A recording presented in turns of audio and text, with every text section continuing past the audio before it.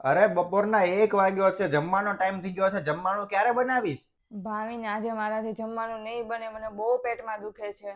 હા તો એ કઈ બહુ મોટી બીમારી નથી, લીંબુ પાણી પી લ્યો એટલે હરખું થઈ જાય. અરે લીંબુ પાણી તો મેં ક્યારનું પી લીધું છે તોય નથી સરખું થતું. હા તો પણ હરખું થાય થોડીક વાર લાગે, 5-10 મિનિટ એક કામ કર, આરામ કરી લે, હમણાં હરખું થઈ જશે. પછી જમવાનું બનાવી લેજે, જમી લઈએ. અને હા યાદ રાખજે, સાંજે છે ને મારા ભાઈબંધને ને એની વાઈફ ને બેને બોલાવ્યા છે જમવા માટે, એટલે તૈયારી કરી લેજે. અરે ભાવિન, તમે મને પૂછ્યા વગર જ તેને જમવા બોલાવી લીધા. તમને ખબર તો છે કે મારી હાલત કેટલી ખરાબ છે, મારાથી જમવાનું નથી બનતું. એક કામ કરો ને એને ના પાડી દો કે બીજા કોઈ પણ દિવસે એ જમવા આવી જાય. ઓહો, નાટક તો એવી રીતના કરે છો ને તું કે જાણે આખો દિવસ તને પેટમાં દુખ્યા જ કરવાનું હોય. શાંતિથી તું ઘડીક વાર આરામ કરી લે, પછી જમવાનું બનાવી લે અને જમી લઈએ. પછી તું હાંજની જે કાંઈ તૈયારી કરવાની છે ને કરવા જ માંડજે. ઓહો, મારો પેટનો દુખાવો તો વધતો જ જાય છે, મટતો જ નથી. આ અઠવાડિયું થઈ ગયું ને ભાવિને તે કોઈ એમ નથી થતું કે ડોક્ટરને બતાવી દઈએ, અને આ ઉપરથી એકલા ઓર્ડર કર્યા રાખે છે. ભાવિન સાંભળો તો. હા બોલો.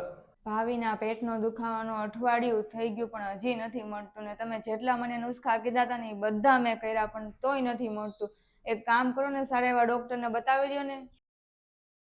અરે ભાઈ, હવે ક્યાંય બતાવવાની જરૂર નથી. એ બધાનું તો કામ જ એવું હોય કે બધું લખી નાખે ને નકરા રિપોર્ટ કરાવી દેશે, નકરા ખર્ચા થઈ જશે.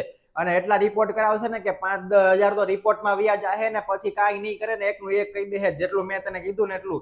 હવે એક કામ કરજે, મને એવું લાગે છે કે આપણે પાણીમાં કંઈક ફેરફાર થઈ ગયો છે, એટલે હવેથી તું પાણી ઉકાળીને પીવાનું રાખજે, એટલે કદાચ સરખું થઈ જ જાહે. મારા બૂટ છે ને થોડા ખરાબ થઈ ગયા છે, તો સાફ કરી દેજે. ઓહો. અરે હું થયું મમ્મી? ખબર નહીં, કઈક થાય છે, બહુ ગભરામણ જેવું લાગે છે. મમ્મી તમે સહેજે ચિંતા ન કરતા. મનીષા, મનીષા જલ્દી અહીંયા આવજે, હમણાં હું તમને સરસ એક સારા એવા ડોક્ટર પાસે લઈ જાઉં. અરે ના ના, ડોક્ટર પાસે નથી જવું.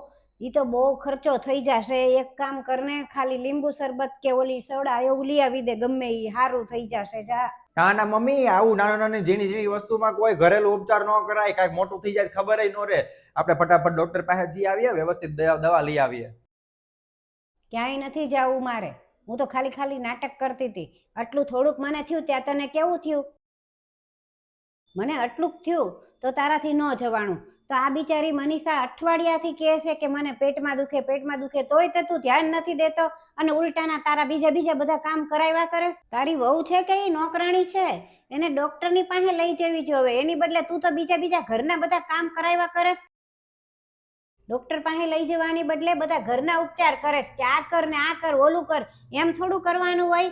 એ તે આ ઘરની વહુ છે અને કોકની દીકરી છે, તો આપણે ધ્યાન રાખવું જોઈએ ને. અને એક વાત કે મને, કે કાલે સવારે તારી છોકરી થાય અને એને આવું કોક કરે તો તને કેવું થાય?